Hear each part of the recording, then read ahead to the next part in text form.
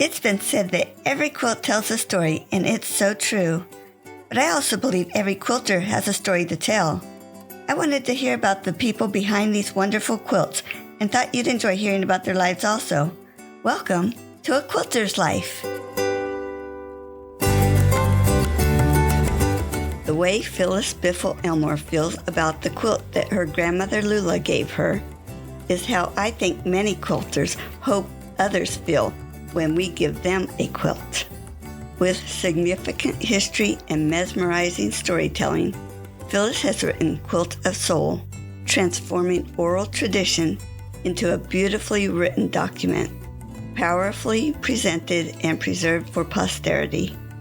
She stitches together true tales of racism, sexism, and colorism, but also strength and pride, creating a multigenerational patchwork honoring her family and ancestors.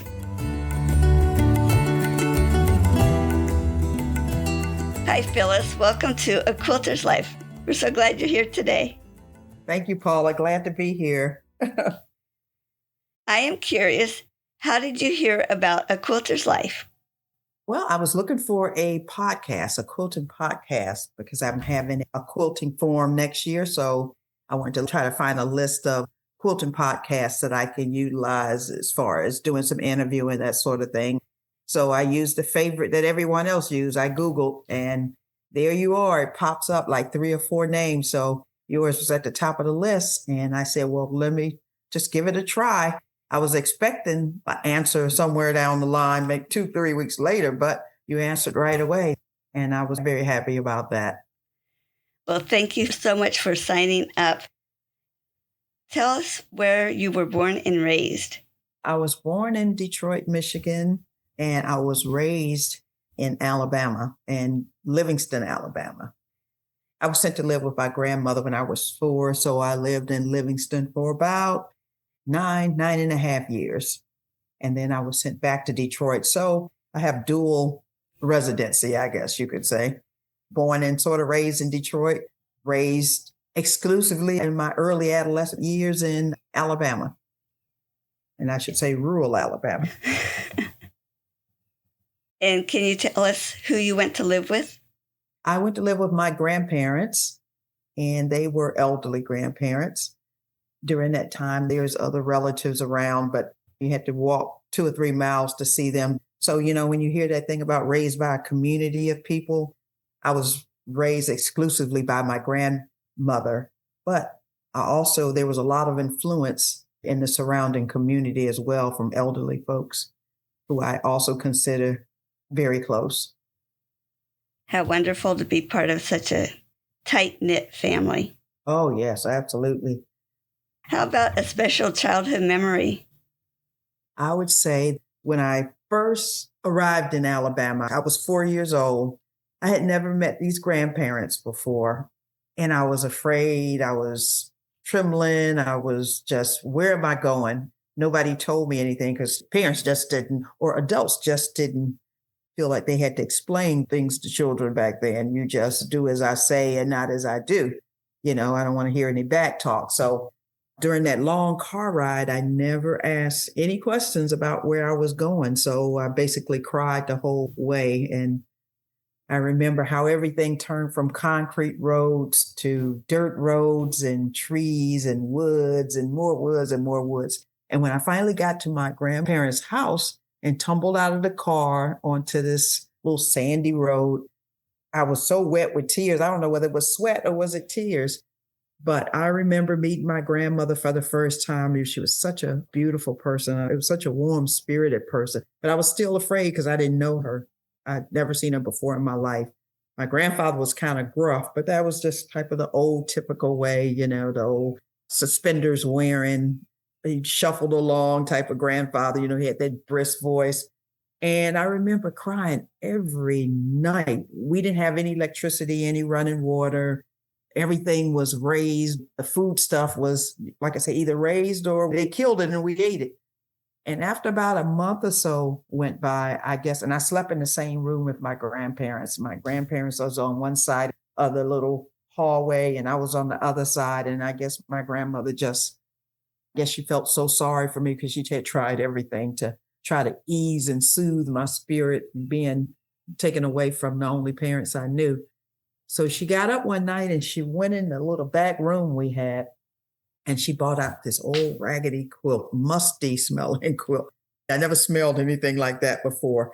The fireplace was still going. If the fire was still going, then that meant it was before midnight because my grandfather's fires last till 12 or 1 in the morning. So I'm assuming it was still relatively early. And I could see the colors and everything in the quilt. And some pieces were falling apart. And, it wasn't a large quilt, maybe like a twin size, length and size. And so she got into bed with me and she took this quilt and she just dropped me off in the middle of this quilt and swallowed me up like I was an infant. And this quilt just engulfed me. And it was the best feeling I had ever known. I stopped shaking. The shakes went away. And my grandmother told me, she said, this is going to be your quilt. And it's going to keep you safe and it's going to keep you warm. And we're going to make it nice and full. And it's going to be beautiful. And it's going to last you for the rest of your life. And she just took and rocked me on the side of that bed in that quilt. It's almost like it was yesterday. And I never had no more rough days sleeping, no more rough nights sleeping, I should say. But that quilt provided such inspiration, warmth, comfort, everything I can think of. And from then on, my grandmother and I would sit and she would work on that quilt, putting pieces of clothing in it. But that's one of the earliest memories that I have. And it's one of the best memories that I have. Wow. So the quilt wasn't finished. She continued working on it. Yes, she continued working over it. And the gist of the story is, especially in the book, is I don't want to be a spoiler, but she worked on that quilt over the next 9.5 years that I lived with her. And it wasn't finished until a few months before my mother came and grabbed me from her and took me back to Detroit. And so there's a story that evolves, and it's a story throughout the book about those pieces of clothing. And it was almost like it was planned to work out that way. And I never thought about it until I became an adult. And I said, wow, she didn't finish that quilt until I got ready to leave. And it was amazing. It's like she wanted me to digest every story that she was giving me, digest every piece of cloth that went into that quilt, and just take it and take ownership of those people's clothing that's in the quilt. And I found out when I first got to my grandmother, she told me the story of the quilts. And it was so amazing because my grandmother only made quilts from people who had passed on. I never was able to determine the full, I understand the value of it, but I never understood why she only used quilts from the clothing of people who had passed on. And it was almost like a talisman. She believed in the spirits that this clothing contains. I mean, she had a deep spirit of ancestors and ancestry. That's the best. As I got older, I was able to figure it out somewhat. And I'm thinking it all had to do with genealogy and ancestry and the people's clothing, providing that comfort. And this is a way to remember your ancestry, because she would always refer to the Bible. Now, my grandmother couldn't read, but she knew all about begat, because I would sit in at night times and read her and my grandfather the story, Matthew, and about so-and-so begat so-and-so. And sometimes I got so tired of reading that it was just too many names, and I would skip over a group and they would sit there and go, no, go back. You got to lick the calf over because you missed something. I was saying, oh my God, how do they know? They don't even read. But they knew in their spirit, they knew that something was missing from that story. Yeah. I know that's a long memory. That's great. Share where you went as you grew up and the employment that you've had over the years. When my mother came and retrieved me from my grandmother, took me back to Detroit, and I was distraught. And so I was a little delinquent because my father was almost non-existent. He was there, but he was one of those fathers that went to work, came home. He didn't take any part in the child rearing. He just pretty much did what fathers did back in that day. His job was to go to work, come home, read the newspaper, go to bed, start all over again the next day. So my mother was the disciplinarian, and she was a very she ruled with an iron fist. It was so much abuse. And I think it was taken out on my older sister and my older brother and myself. And it definitely was taken out on me. And I guess she experienced some things in her life that she wasn't too proud of. And as I go back and look at those things, she graduated from high school in Alabama when she was 16, and she became a teacher when she was 18 after 2 years of college. But when my father got out of the Navy and she went to Detroit, that didn't translate over to Michigan credentials for what you want to be as a teacher. So she took a job cleaning homes and was a domestic. And I think she was just unhappy with her life because she just wanted to be a teacher. So all that frustration was taken out on me. So I was 13 when I went back to Detroit. I found myself not going to school, running away from home, staying away from home, sleeping on the street, sleeping in bus stations. But my grandmother taught me to be very, very spiritual. So I was always praying. And I look back now and I don't know how I made it through a lot of those tough times, but it was better than staying home being beaten. I took a job when I was 15 working for a Jewish couple, Miss Sloan. I'll never forget her. She was a victim of the Holocaust because she used to always tell me her story. And I used to go to work for her and it used to kind of like take some of the edge off. But then when I started running away from home, I started sneaking in her basement and sleeping in her basement on her stacks of newspaper. And I did that for a long time. And then I ended up running away from home. I got to the point where they found me in Pittsburgh. I had made money from Miss Sloan, ran away to Pittsburgh, and they found me there. And the authorities put me in Job Corps for 2 years. And from there, I wanted to do something different. So I started seeing these advertisements on TV, See the World, Air Force, Army. So I ended up graduating from high school at Job Corps Center, and I went into the Air Force, and that provided some discipline. Not only did it provide discipline, but I was able to carve a way out for myself. I found myself really significant and my self-worth increased a whole lot. That's when I started writing a little bit here and there. But when I went in the Air Force, it was during the time Nixon came into office and he wanted women to be put into the non-traditional fields. So when I went into the Air Force, it was almost like they saw me coming. It's like, oh my God, here's one right here. So they made me a B-52 mechanic. And I'm going, I said, I never wanted to deal with gadgets and wrenches and screwdrivers and nuts and bolts and all that other kind of stuff. But he assured me, he said, oh no, this is just temporary. Once you get there, you can get a change, but we just need to put you in this now because we know you need to get somewhere to find a home somewhere. And so I said, oh, okay. So I went in as a B-52 mechanic, and as soon as I got there and went through technical school in the Air Force, they sent me to my first base in California, and I was the only female. That was the unfortunate part. And my unit was getting ready to go to Vietnam, go to Saigon. It's like, oh my God. Here you have an 18-year-old that all of a sudden she's cast into this situation, working on B-52s with all these guys. And by that time I was 19. And now I'm off to Vietnam right before the fall of Saigon. It's like, oh my goodness, what? I think I went 2 or 3 temporary duty assignments to Vietnam.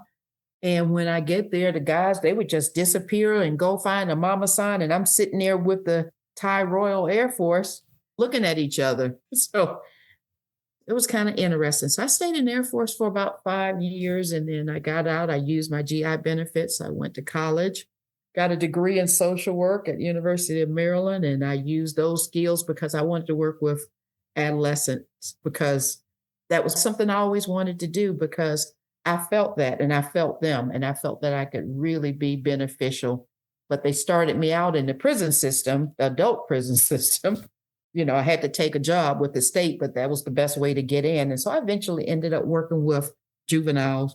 And then I went from there to alcoholism and substance abuse, addictions, treatment counseling with women, with men, with every population you could think, inpatient, outpatient, methadone, everything. I did it all in that field. And then I went back when Saudi occurred, right before Saudi occurred. I decided to go back into the reserve because I wanted to pursue my education, get a master's, start working on a master's. As soon as I did that, I went back in and got deployed to Operation Desert Storm. I said, oh my goodness. So I stayed in the reserves for about 2 or 3 years, got out, worked some more in that field, and I started dabbling with writing a little bit. And so around 2000, I decided I was going to go into the Army National Guard. And after I did that, I was deployed Operation Enduring Freedom. I said, oh my God. 3 times. I said 3 times a charm. So I just decided to stay in the military for another 10 years and get a retirement. So that's what I did. I stayed in for 10 years. I got out, worked a little bit everywhere. I was in aviation pretty much most of the time, aviation support. And so I got out and I moved to Florida and I started writing my book, Quilt of Souls. And I wrote the self-published version of Quilt of Souls. And I just wrote it because I needed to get it out of me. I wanted to tell my grandmother's story. I just needed to do this. And so when I did, I didn't expect anything to happen with it. It was to help me. It was for my own benefit, my own sense of healing. And I started working on my master's in creative writing, which I did. And once I completed the self-published version and I traveled a lot, people were really liked the book, had a lot of reviews. So somebody said, you need to traditionally publish this. And an agent picked me up. Then she found a publisher. It was distributed by Penguin Random House under Charles Bridge Publishing. And now it's a published traditional book and it's doing very well. So I know that's long, but if I didn't have so much age on me, I wouldn't have such a long story. But unfortunately, I have a long life and did so many things. Oh, that's wonderful. I want to jump into this a little bit. Your book, The Quilt of Souls, is a lot of things that your grandmother Lula taught you. Can you go into a little bit more depth on what you were thinking and how that came about that you wanted to write this book of things your grandmother taught you? I think it was significant because, and I think my number one reason was I wanted her story to go down in perpetuity. I wanted something to pass on to my grandchildren because her life influenced me. She was very influential in my life. The things she said, my grandmother taught me so much about forgiveness. It's just amazing because I used to wonder how could this woman forgive after all the stories that she told. And I found it was a struggle. And some of her sayings, I have never heard it. Even until this day, I can't even think of anyone who came close to, especially for a woman who didn't have any education, but she had so much wisdom. Like she used to always tell me, I used to come home and I used to fuss and this kid here gets on my nerves, that kid's got on my nerves because he's this, that, or she's this. And she would always tell me over and over again, is that Philistine, because that's my given name, Philistine. She said, I don't want you starting looking at the bad in people and work backwards. I want you to look at the good in people and work forward. It used to just burn me up. I don't want to think about that. I just want to think about what I want to think about. And this person is a bad person. But she would never let that go. Just like the quote she gave me when I would talk about race, she would say, child, the only colors that matters to me and which should matter to you are the colors in this quilt I'm sitting here sewing. And it was things like that, just really just, as a kid, I would just, oh, grandma, it's just grandma again. But the more she said it, the more I started, it's almost like I was absorbing it and it was becoming a part of my daily life. I used to hate the way she used to just give away stuff. I mean, we would sit and we would can fruit and peaches and apples. And if you ever shook a pecan tree and just getting down there, putting these pecans in buckets and buckets and just to give them away. Because she always told me that it was a sin keeping stuff too much for yourself. It's a sin if you don't give it away. And I used to say, but I want to keep this. I love this stuff. The fruit cakes are one of my favorites. She would spend 3 months making these fruit cakes, and then she would store them up under the bed in tins just to give them away after they sat there till Christmas time. And I would always want to keep a couple. And so it was those type of things. But more than anything, it was her willing to forgive, how she talked about forgiveness. She talked about that ongoing. She was rooted in forgiveness and taught me how to forgive, how you should go about forgiving. I had to learn how to do it. And then I find out later on, I am my grandmother's child because I find myself doing the same thing. And people would ask me, are you so forgiving? That person did X, Y, and Z to you. Why did you, and then I would just go back to those days my grandmother used to tell me. And I said, oh my God, I'm turning into my grandmother. But that's what happened. She taught me so much that I can never duplicate that. The only thing I can do is pass that on, those same type of things to my grandchildren. Those were some of the things that she taught me and resonated with me even now. That's so exciting. It sounds like there's some wonderful illustrations in your book that we can all learn from.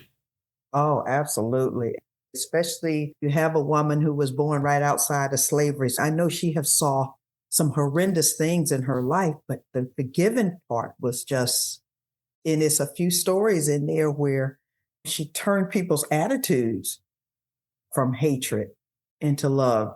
And that was, I can imagine, that was difficult to do because just in her telling me the story of how it all transpired, I don't want to be a spoiler, but the sheriff who was on her heels, as my grandmother, she wasn't doing anything but traveling back and forth.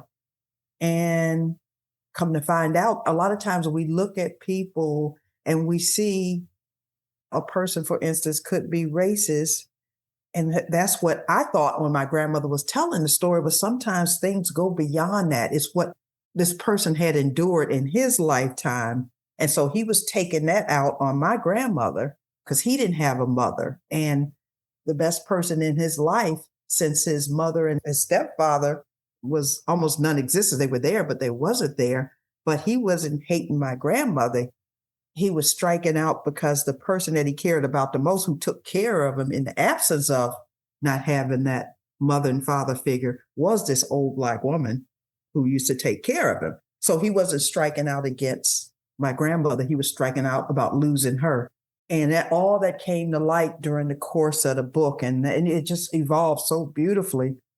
But back then, when I was 10, 11 years old, I couldn't understand it, didn't want to understand it. All I saw was this deep dislike that I had for this sheriff who treated my grandmother so badly. But over the years, I started thinking about how my grandmother dealt with that and how love was stronger than hate and it overcame hate. That comes out in the chapter of the book, how love is just so amazing phenomenon that it overcomes all that stuff. And the willingness to forgive is just, it's amazing. It is. I wanted to jump into a little bit more about your grandma, Lula Horn. Mm-hmm. And you said she was born in 1883? Yes. That is just so amazing. And she made quilts. So you got to see her making the quilts when you lived with her. Do you remember if she did any other crafts or hobbies? She made hats because the hat that she has on in the picture, she made that. Yeah, she did. It wasn't a hobby. It was turned out of necessity, but my grandmother did a lot of farming because my grandfather had very bad arthritis. And I think farming and growing peas, and she grew beautiful roses. So she definitely had a green thumb on top of everything. Her rose and flower gardens, like nothing I've seen today. So she had a gift for growing things. And people would just be amazed at how beautiful her plants and her gardens and how she was able to can, we call it canning, but make jellies and preserves and stuff. People would just come and just get loads of it because they said nobody's preserves and jellies taste like my grandmother. I mean, pickles. When I first got married to my husband, he didn't know that cucumbers were pickles. I mean, and I said, yeah, my grandma. He said, no, there's no way. I said, yeah. But she made these pickles that was like, oh my God, they taste so good. I haven't tasted a pickle like that. But she made things. I never seen her make dresses and shirts and stuff, but she made them for me. She made my dresses out of old cloth too. So she did sew, but her expertise was quilts. Did she talk about how she started quilting? Yeah, she started quilting from her mother. She learned it from her mother because her mother used to set her and her older sister Ella down and they would make quilts. And I think my grandmother, sometimes it appeared that her mother made only quilts from Quilts of Soul, but then she said, my grandmother told me how she would make quilts for the ex-slave owners and his family members and friends. So my grandmother's mother made quilts outside of those Quilts of Souls, but I think within that she taught them, her and her sister, how to make Quilt of Souls and as well as other quilts as well. So the concept of Quilt of Souls was definitely passed down from my grandmother's mother. But that's how she began, by her mother actually taught her and her older sister how to make those quilts. Wow. I know you have some of her quilts. Yes. Do you know if any of the ones that you have might have been one that she favored? I would say it was my Quilt of Souls that I have that she gave me after it was completed. And there's some things that happened. I ended up leaving it there when she came and got me, but that went through its own transition and I ended up back with it.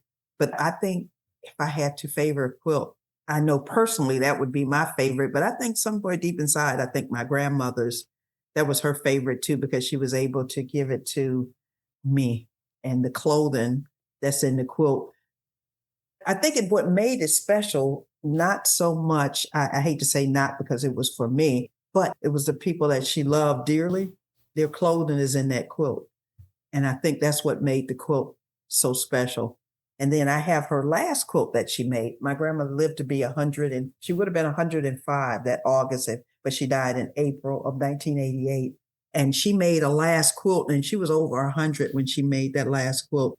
Even I have a little newspaper article where she could thread a needle like it was, I even had a difficult time threading needles, but it's the last quilt that she made. I think that's special too in its own way. I don't have a lot of the history of it, but my grandmother quilted in so many different styles. You know, she made the block quilts with the railroad track looking, like my Quilt of Souls has that pattern where the large blocks with the crisscross. Also, she made quilts with the small blocks, with the very small blocks in there. Then she made quilts that zigzag, just stripes going up. So she was very talented because she had 3 different designs of quilts. Now, I don't know about other people's quilts. Do they stick to one design or pattern? But my grandmother patterns were very diverse, very diverse. And she didn't measure anything. She didn't have rulers or anything. She would measure with her hand. That's how she would measure her cloth. Wow. Do you recall any time that she got frustrated with the quilt? Never, never. I never seen my grandmother frustrated, really, period. But especially with her quilts, she took a lot of pride making her quilts. And she made that wonderful quilt for you. But do you know on the other quilts that she made, who was she giving them to, or did she make them to have there at home? Nope. When a person's family member would pass on, they would bring my grandmother a big old croaker sack full of that person's clothing. And my grandmother would make the quilt. And then the people would come back and pick it up. And she would sit there and hold that quilt and she would pray with that family member. And then she would hand it over. She always this term, handing it over. And then I handed it over. You know, so it was almost like it was a ceremonial type thing, because I have watched her make a quilt for somebody and then it was very, very different because once she did and made the quilt and it would be folded up, and once she prayed with them, she just handed it over to them. And she said, now that person gonna be all right now. And I always thought that was just so amazing to hear. That is.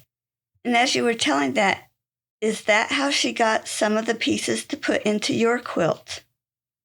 Yes. And the book details the story of those pieces of clothing. Just like one of the pieces of clothing is from her good friend, and it's a chapter titled Quilter, who was a washwoman. And her dress pieces, Quilter's dress pieces, are in the quilt. And as my grandmother told me the story, she would take Quilter's clothing out of this bag of rags that she had, and she would place pieces in there. And she told me the entire story of Quilter and her 4 sisters. And Quilter was married to a very abusive man who would beat her tremendously. But she said Quilter continued to wash. She was a washwoman. And then at the same time, my grandmother was conveying the story to me how difficult a washwoman's job was. Washing clothes outside and then hanging them up and then, washing the white clothes in a pot of boiling water. And she had to take the clothes out of the black pot with long sticks and transfer them over to the cooler water. And so that was a process. And she said they washed for the whites in town, and then the Monday's clothes were delivered on Wednesday and the Wednesday's clothes was due on Friday. But the whole washing process, they made their own soap, they made their own lye. And then Quilter is doing this. And at the same time, she's dealing with an abusive husband and younger children, a set of twins. And my grandmother said how Quilter used to cry and come to her, and they would sit down in the kitchen and she would comb her hair, and Quilter would process all this frustration that she had. And she said, but she refused to cry because she didn't want her kids to see her cry, because she had to hold up for her older sisters. And she promised her mother that she would take care of her sisters, and then she had to hold up for her children. So Quilter was holding up for the whole world except for herself. And she died early because of all that trauma. And I won't tell you how the story has a beautiful ending though. But it's an amazing story. But yes, Quilter's dress pieces are throughout in my entire quilt. What a wonderful way for your grandma to share those stories with the pieces. Oh, exactly, yes. I think I know the answer to this question, but oh, okay. How did you come up with the name for your book? Oh, Quilt of Souls. Yep, that's what we met. That's my grandmother's term, Quilt of Souls. She alluded to it, but I think I gave it its full name. She called them something else, but when you break it down, that's basically what it was, Quilts of Souls. I feel like I'm jumping around here just a little bit, but I do want to jump back. Your grandma left such a wonderful trail of stories for you to share. And in that way, we kind of get to see what she would share with you and her other children. But in that same way, in years to come, what do you think your great-great-grandchildren will say of you? I hope that they would say that my great-great-grandmother passed on the legacy of their great-great-great-grandmother, Lula. And I'm just so thankful that she passed on that legacy, because there's so much happens now that, we forget about oral history and passing on those stories. And like my grandmother, and one of the things I want to pass on, and I tell my grandchildren this, and I want them to always remember, because it's what my grandmother told me, and it's such a powerful statement. She took me to this old cemetery one time. It was an old slave cemetery. It wasn't any tombstones. It was just rocks with people's names on it. And she told me that, child, you see these folks laying here? These are the best stories you ain't never heard. And that's what I always tell my grandma. And they go, well, what does that mean? But I guarantee you, I should say, that they will remember that statement and pass that statement on, because it's such a profound statement. It has such a ring to it. They've already memorized that statement, so I'm sure they're going to pass that on to future generations. In a lot of ways, it's self-explanatory. Either you're going to get the stories now, or because once they're gone and buried, you are not going to get those stories, because the stories go with them. So that's the best legacy I can leave my grandchildren, and so they can pass to future generations. Mm-hmm. I love that. Yeah. Even for myself, my mom lived with us for about 10 years. Mm-hmm. And I started this podcast, but I was wanting to get better, and I wanted to record her stories. Mm-hmm. Then COVID hit. And by the time I could get in there again, I couldn't. She had dementia, and I couldn't get those stories. So even though I'm doing this for other people, and I love doing this for other people, and I want their stories in audio, I did miss my opportunity to get my mom's stories. And now you're going to have to tell what you know of her story, Yeah. So you could pass it on. Yeah. Yep, you may miss some of it, but you know a lot of it. Yeah. I think those are very important. And that is such a neat statement from your grandma. Yes. And then, is there something that you would like to say that you would like your great great grandchildren to know? Probably the same thing. What a great person their great great grandmother was. I want them to understand her story, and I want them to think about the importance it is to carry that story along, pass it on to future generations, because the grandmother was a very important person, but without the notoriety that a lot of other people have. And the only way that they're going to learn her story is by listening to it and reading the book. And that's why the book was important, because that book itself represents their great great great grandmother. So I'm leaving them something to remember. Definitely. So wonderful. Now, you got the book printed. You said you self-published it first, and then you published through a publisher. Right. So I'm not sure which time, whether it came back when you were self-publishing or through the publisher, but when you saw it in print and it came to you, what was that feeling like? Oh my goodness. You get like 25 complimentary copies. We went through a whole ceremonial thing, we had the sparkling apple cider. And before we even opened them up, because we knew what it was, we wanted to have pictures, and my husband did a little recording thing, the whole 9 yards. So, and just to open it up and just take one in your hand, it's like, oh my goodness, this is my grandmother's story. That was a very exciting moment. One I'll never forget. And I'm glad I was able to capture it in pictures and video. Now, is that video shared anywhere? No, because what happened was it was right at the tail end of COVID. And somehow that video, we still have pictures, but the video was lost. Oh. That really put a damper on a lot of things. My husband kept saying, we're going to have to put this on a USB drive. We're going to have to put, and unfortunately it was on his phone and it crashed. We wasn't able to retrieve. We took it to AT&T store. We wasn't able to retrieve those videos. How sad. Yes. You mentioned earlier about a conference coming up with the Quilt of Souls. Right. Share what that's about. I talked to the other textile artists. So we changed the name just a couple of days ago. So I still have to but it's called the Quilt and Textile Forum. And we're going to talk about, in the subtitle, the legacy of heirloom and contemporary quilt. What we're showing is how this is where we started with the old traditional quilt. We took out, they didn't do old, but I still like the term old. If it wasn't for these traditional quilts, you wouldn't have these new contemporary textile quilts, because it evolved. We want to show how that evolved from these traditional quilts to where we are now. And they make this beautiful textile arts, beautiful, but they were all born, I should say, conceived by these traditional quilts. And so the first day is what we're doing. We want to celebrate old quilts. And so we're asking people to bring in their old quilts. I think it has to be at least 75 years old. And we're going to display them, and we're going to put a little blurb up there. We're going to have people talking about their quilts. I mean, probably somewhere in the neighborhood of 35 to 50 quilts. And that's going to take a part of a few hours out of that first day. And then the workshops we're going to have, because I didn't want the traditional show and tell, all this other kind of stuff.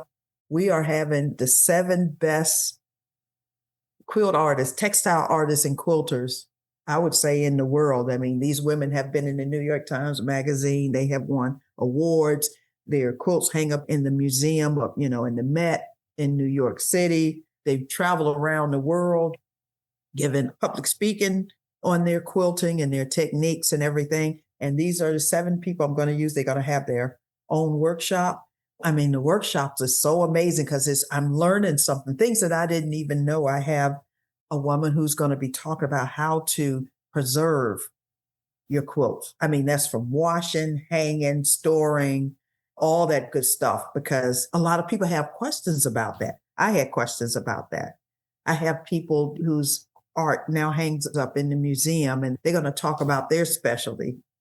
Have such an eclectic, such a diverse group of people that's going to be talking about a woman who does embroidery quilts, embroidery postcards. So we're bringing in something new and innovative with this forum. That's why we're not going to call it a convention. We're going to call it a forum. But it's going to be important things that people going to be great takeaways, where people are going to be able to take away some very important things. I have a woman from New York City whose husband died in 9/11. As a result, she started making quilts for cops, comfort quilts. So she's coming and share her story and how to engage the community of making these type of quilts when a policeman died, from no matter what, whether from on duty or off duty or whatever. So these tributary quilts. So, and it's going to be some very amazing workshops and something people are going to really get a lot of information and walk away with this. Oh my goodness, I learned something. I didn't know that. And that's the goal. And it's going to be co-sponsored by what they call the Ogali Art District here. And so where it's going to be at, it's going to be in an art district. So we're going to have people from all walks of life coming and sharing and just enjoying the moment for 2 days. And will that information be on your website? Yes. As it comes available? Yes. In the next couple of months, it's going to be coming up on the website. Great. Is there anything else that you wanted to share, Phyllis? I'm just grateful to have the opportunity to write this book about my grandmother, and to even down to this forum. It's something that I had been trying to formulate in my mind for the past 4 years. And I think this is something my grandmother's pushing. This is what she wants.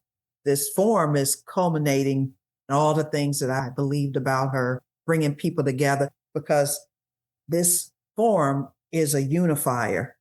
What I didn't say was the last day, what we're asking people to bring a piece of their clothing, and everybody that attend, we're going to make a big quilt, and with everybody's clothing, people from all walks of life, because that's what my grandmother was about. She was a unifier. She wasn't a divider. And so we want to make this a unifying forum where all people could come together and learn something beautiful and get something beautiful out of it. It's going to be very engaging and very beneficial. And I'm just praying that everybody walk away, that they've learned something and they've gotten something from this. That's it. That is so exciting. What a wonderful thing to be part of. Absolutely. So share where we can find information about you and your book. Either on my website, www.thequiltofsouls.com, or you can find me on Amazon under the book title itself, Quilt of Souls, a memoir. And it is also an audio book too. So you can find it on Audible. Nice. Yes. Did you read it? I did. I sure did. And I had to audition just like everybody else. Really? So, yeah, but I came out on top. So that was good, because I would hate to see anybody else read that book. Wow. Then when the forum's available, where all will that be listed? That will be in Melbourne, Florida, at the Civic Center. Okay. And where can we go to find information about it? I'm going to post something on Facebook because we're a year out. So look on Facebook and Instagram, because it will definitely be out there. And I'll have it going up on my website where they can register, because everybody's going to be required to register. Great. And whatever workshops they would like to attend. What an undertaking. Yes, it is. I'm thankful that I have good people who are helping out. So that's the great part. Yeah. Well, Phyllis, thank you so much for sharing Lula's story and your own here on A Quilter's Life. And thank you. And I appreciate the opportunity to tell my story to you and the public and whoever else out there who find interest in my story. You have to take care of these grandmothers. Grandmothers are the most unknown, less respected demographic ever. I don't think grandmothers are given enough credit for what they do. I hope you purchase a Quilt of Souls, because it's life-changing. I am looking forward to it. It sounds like it has so much wisdom to learn from. So Yes. Thank you for putting it into print for us. All right, you're welcome. And I hope to chat soon. All right. Bye-bye. Bye-bye.